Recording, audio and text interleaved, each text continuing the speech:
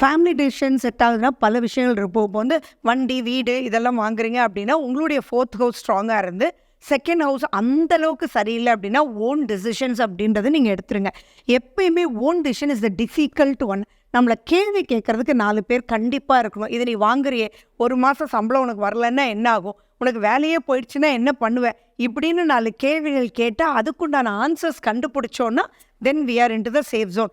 அப்படி ஆச்சுன்னா நான் கொடுக்குறேன்டா அப்படின்னு அம்மா சொல்கிறாங்கன்னு வச்சுக்கோங்களேன், தட் இல் பி சேஃப். ஆனால் அது ஒத்தே வரல அப்படின்னா, 2ஆம் வீட்டில் கூடாத கிரக அமைப்புகள் இருந்ததுன்னா 2 விதம் நீங்கள் எடுத்துக்கணும். ஃபார் எக்ஸாம்பிள் 2ல் ராகு இருக்குன்னு வச்சுக்கோங்க.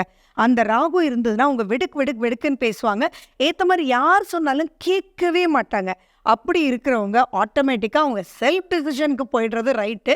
அதில் வரக்கூடிய ப்ளஸ் அண்ட் மைனஸஸ் அவங்களே தான் பார்த்துக்கணும். ஏன்னா குடும்பத்திட்ட சொல்லி இவங்க கேட்கவும் மாட்டாங்க. அவங்க சொன்னாலே இவங்களுக்கு ப்ளஸ்ஸாக இருக்காது.